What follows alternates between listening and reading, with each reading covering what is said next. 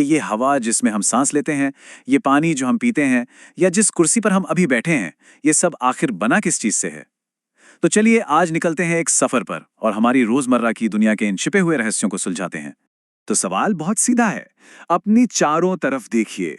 एक पेन, एक किताब, हवा, पानी, ये सब कुछ किस एक चीज से बना है?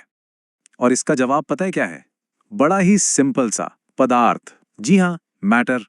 साइंस की भाषा में कहें तो कोई भी चीज जिसमें थोड़ा भी वजन हो और जो जगह घेरती हो, बस वही पदार्थ है। बस यही दो शर्तें हैं। तो इस हिसाब से तो हमारे आसपास की लगभग हर चीज पदार्थ ही हुई।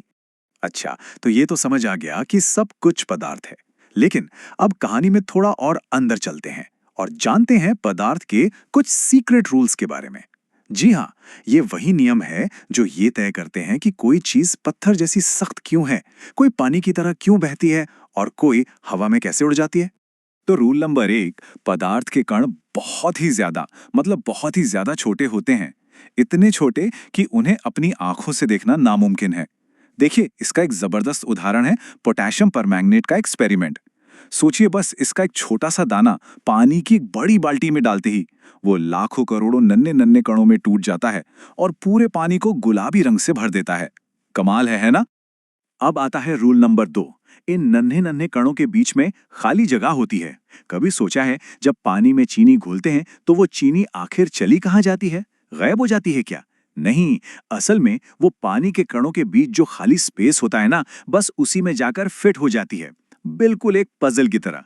और इसीलिए तो पानी का लेवल भी ऊपर नहीं उठता। और रूल नंबर 3, ये मेरा फेवरेट है। ये कण कभी भी आराम नहीं करते। ये हमेशा वाइब्रेट करते रहते हैं, एक दूसरे से टकराते हैं, घूमते फिरते रहते हैं। एक तरह से कह सकते हैं कि ये लगातार डांस कर रहे हैं। और साइंस में इनकी इसी एनर्जी को काइनेटिक एनर्जी या गतिज ऊर्जा कहते हैं। बिल्कुल वैसे ही जैसे अगरबत्ती की खुशबू के कण हवा में डांस करते करते पूरे कमरे में फैल जाते हैं। अच्छा, अगर ये कण हमेशा ही हिलते डुलते रहते हैं तो एक सवाल तो बनता है कि भाई, गर्मा गर्म खाने की खुशबू तो दूर तक आ जाती है, पर ठंडे खाने को सूंघने के लिए उसके बिल्कुल पास जाना पड़ता है। ऐसा क्यों होता है? इसका जवाब छिपा है गर्मी में। असल में गर्मी इन कणों को एक तरह की सुपर पावर दे देती है। जैसे ही तापमान बढ़ता है, कणों की काइनेटिक एनर्जी बढ़ जाती है और वो बहुत तेजी से, मतलब रॉकेट की स्पीड से हवा में फैलते हैं। और ठंडे खाने के कण, वो बेचारे सुस्त होते हैं, धीरे धीरे चलते हैं। और कणों के इसी फैलने की प्रक्रिया को डिफ्यूजन कहते हैं। और आखिरी यानी चौथा रूल, ये कण एक दूसरे को अपनी तरफ खींचते भी हैं, एक दूसरे से चिपके रहना चाहते हैं। इसे एक इनविजिबल गोंद की तरह समझ सकते हैं।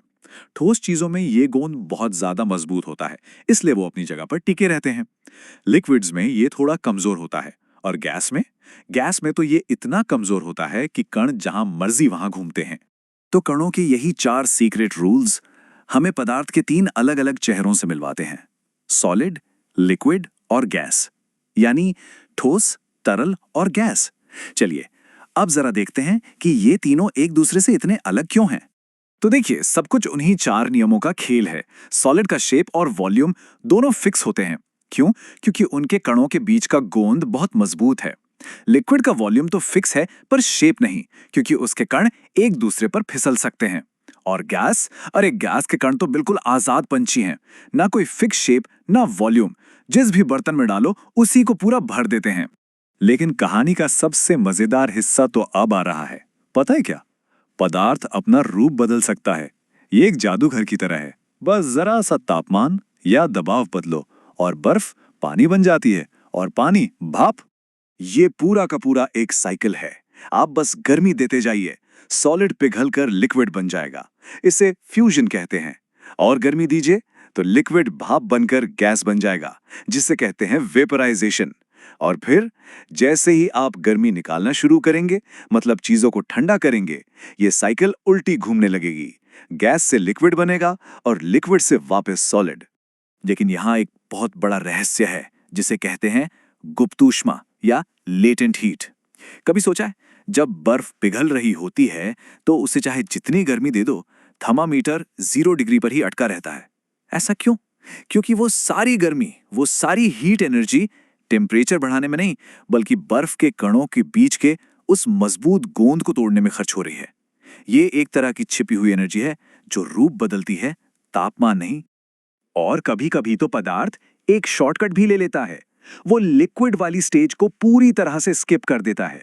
जब कोई सॉलिड सीधा गैस में बदल जाए तो उसे कहते हैं सब्लिमेशन। जैसे कपड़ों में रखने वाली नैफ्थलीन की गोलियां, या फिर ड्राई आइस जो कि असल में ठोस कार्बन डाइऑक्साइड होती है। ये सब इसके बेस्ट एग्जाम्पल हैं। चलिए अब हम इस सफर के आखिरी पड़ाव पर आते हैं, और ये एक ऐसा जादुई करतब है जो हम रोज अपनी जिंदगी में देखते हैं, और ये अब तक सीखी हुई सारी बातों को एक साथ जोड़ देगा। हम बात कर रहे हैं इवेपोरेशन यानी वाष्पन की। अब ये बॉइलिंग यानी उबलने से बिल्कुल अलग है। देखिए, पानी को उबालने के लिए 100 डिग्री सेल्सियस तक गर्म करना पड़ता है, लेकिन इवेपोरेशन वो किसी भी टेम्परेचर पे हो सकता है, और ये हमेशा सिर्फ लिक्विड की सतह पर होता है। जैसे फर्श पे घिरा पानी अपने आप सूख जाता है, वो इवेपोरेशन ही है। और पता है, 4 चीजें हैं जो इस इवेपोरेशन की स्पीड को बढ़ा देती हैं। पहला, ज्यादा सरफेस एरिया। दूसरा, ज्यादा टेम्परेचर। तीसरा, तेज हवा। और चौथा, हवा में नमी का कम होना। अब इन सबको एक साथ सोचिए और जवाब मिल जाएगा कि क्यों तेज धूप और हवा वाले दिन में फैलाकर डाले गए कपड़े फटाफट सूख जाते हैं। और इवेपोरेशन का सबसे मैजिकल इफेक्ट ये ठंडक पैदा करता है। पर कैसे? होता यह है कि जब लिक्विड के कण भाप बनकर उड़ते हैं तो उन्हें उड़ने के लिए एनर्जी चाहिए, और ये एनर्जी वो कहां से लेते हैं? अपने आसपास की सतह से। एक तरह से वो गर्मी चुराकर भाग जाते हैं, और जब किसी जगह से गर्मी चोरी हो जाए तो वहां क्या बचेगा? जाहिर है, ठंडक। और इसका सबसे बेहतरीन, सबसे क्लासिक उदाहरण है हमारा मिट्टी का मटका। मटके की दीवारों में बहुत छोटे छोटे छेद होते हैं। पानी उनसे रिस कर बाहर की सतह पर आता है और फिर वहां से इवेपोरेट हो जाता है। और इस प्रोसेस में वो मटके और अंदर के पानी से सारी गर्मी खींच लेता है। नतीजा, हमें मिलता है ठंडा, ताजगी भरा पानी बिना किसी फ्रिज के। तो अब जब पदार्थ के ये सारे नियम पता चल गए हैं, तो जाते जाते एक सवाल, 100 डिग्री पर उबलते हुए पानी और 100 डिग्री की भाप, दोनों में से ज्यादा जलन भाप से क्यों होती है, जबकि टेम्परेचर तो बिल्कुल सेम है? जरा सोचिएगा। इसका जवाब उसी गुप्त ऊष्मा के रहस्य में छिपा है।